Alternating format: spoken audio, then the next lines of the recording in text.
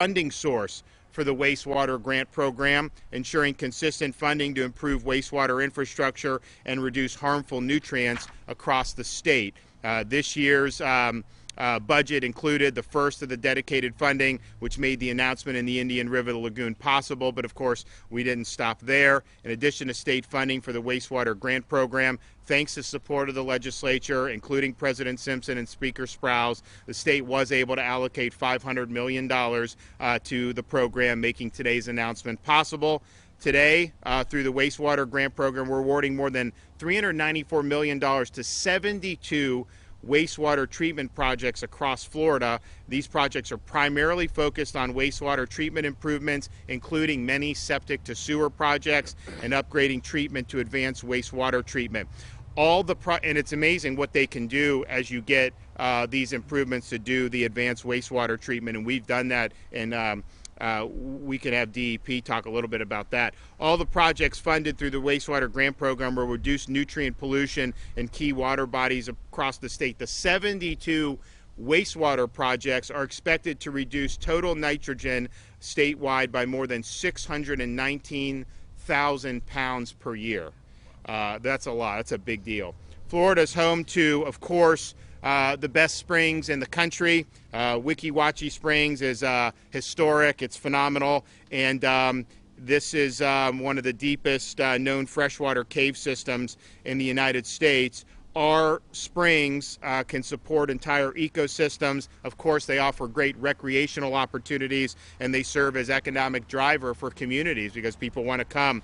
Our springs also face complex threats, including excess nutrient pollution. And so what we're doing with the 28 Springs project, that is expected to reduce total nitrogen by 70,000 pounds per year just across 28 projects. So again, that's a really, really big deal. Since I took office, my administration has taken historic efforts to support Florida Springs. We've dedicated $225 million to efforts to achieve restoration goals, and we will continue to provide resources to restore our springs. We also have the small community wastewater grants. Those are for fiscally restrained counties and rural areas of opportunity. Just out of that $20 million that we're putting into that, you're going to reduce nitrogen by 24,000 pounds per year. So that's going to make a huge difference in those rural communities and the fiscally constrained communities. So we appreciate the fact that from day one of our administration, we've really been proactive. We've been on offense. We've been racking up a lot of key victories along the way.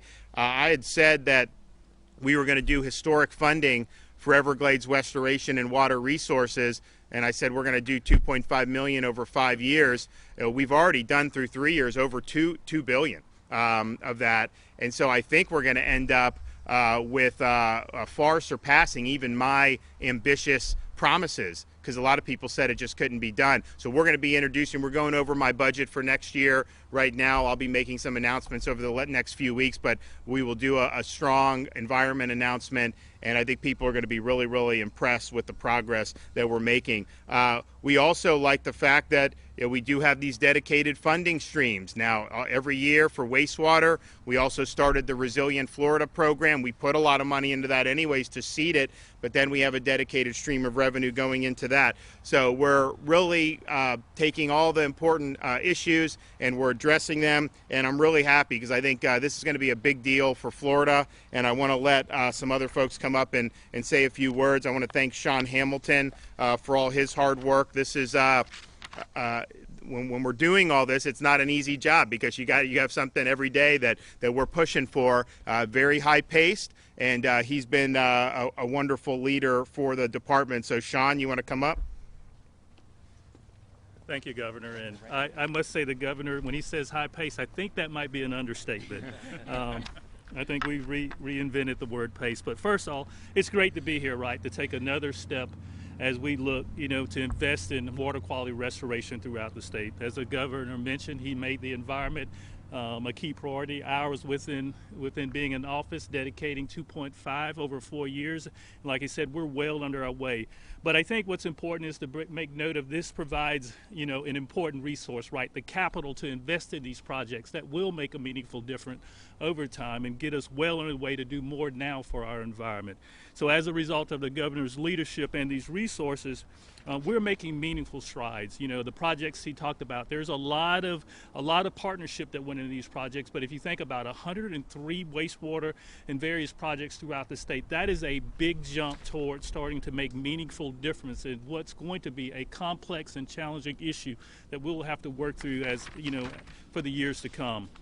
So, as just kind of going over a little bit in detail what the governor mentioned, $481 million additional funding announced today. This includes federal wastewater funding and federal springs funding, which will support 103 projects throughout the state, as I mentioned. But again, some of those are going to vary from advanced wastewater treatment, you know, bringing these utilities to what I would consider the new age, connecting septic systems throughout the state, and sewer upgrades. There's some amazing technology available to upgrade sewer systems for on-site treatment.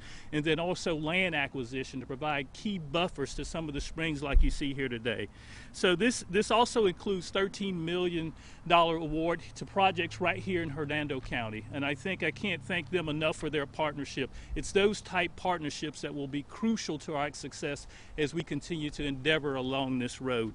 But now, by the numbers, we're expecting, you know, for this project to fund the conversion of 224 homes just here in the county alone, but also set the stage and create infrastructure to be able to target the remaining 3,000 that are still remaining here in the county. Again, important steps to the long road to recovery of some of our key resources. And so again, in closing, I just want to thank the county again for their support and again being great partners. And I look forward to working with them as we continue to do more to protect Florida together. Thank you. All right. Dr. Raines? Well, thank you for the introduction and thank you for the invitation to join you on this historic day. When Governor DeSantis took office in January 2019, he laid out a bold vision for our water quality future and then quickly set about to undertake that vision. Executive Order 1912 had a lot of provisions, one of which was creating my position, the position of the Chief Science Officer, also creating the Blue-Green Algae Task Force with whom I work closely. The task force, if you're unaware, is 5 independent world-class scientists who are charged with using the best available science to help the state better understand and overcome our myriad water quality challenges.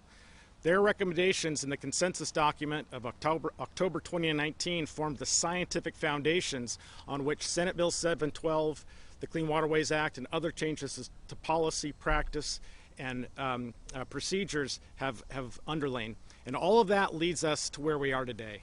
I mean, the projects that are being announced here today are exactly the kinds of projects we need.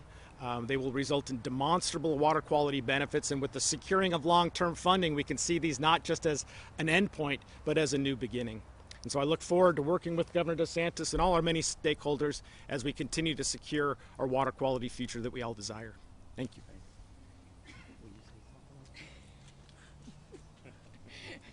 All right. So today is November 9th. What is in 13 days? Tell them what's in 13 days. My birthday. Her birthday, November 22nd. So how old are you going to be? 5. 5 years old. And what do you want to go see here before we leave? The mermaid. The mermaids. So we're going to work on getting her to see some of the mermaids. And she's seen them before. And what do you have? Remember you told me what you got from the mermaids last time? A wallet. A mermaid wallet. So she likes being here. So we're looking forward to her turning 5 and happy to be here. Take some questions if you guys have any. Governor, what does improving water quality mean for the local community of Hernando, not just statewide, but even down to your little girl here? Oh yeah, no. This is what Florida's quality of life is all about. This is what our economy runs on. I mean, people come here. You look at this. This is not. You can't find this anywhere else in the country, really. So this is unique. We're blessed to have it, and we have a responsibility to leave it better than we found it. But I do think it's an economic driver. Even apart from that, this is just really integral to what these communities are all about. And so I recognize that, having grown up.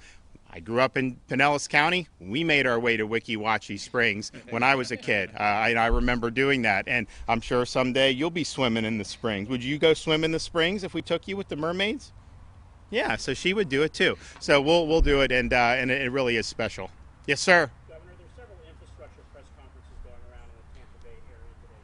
You were asked heard your answer yesterday about the infrastructure bill, but what are some of the top projects that some of this federal money could help with? You know, I don't know. I think we're going to have to see. I mean, one of the things, obviously, I'm not in Congress. I was not apprised of everything in legislation. One of the things I am concerned about, which I think people should look at, is it seems like there's like a disproportionate amount of money is going to like New York and New Jersey, and that Florida is not getting a really significant share out of over, $1 trillion. I mean, they're saying we're going to get, what, 20 billion? Like, that's not a lot compared to how big, the state is. And so I'd like to know more about that.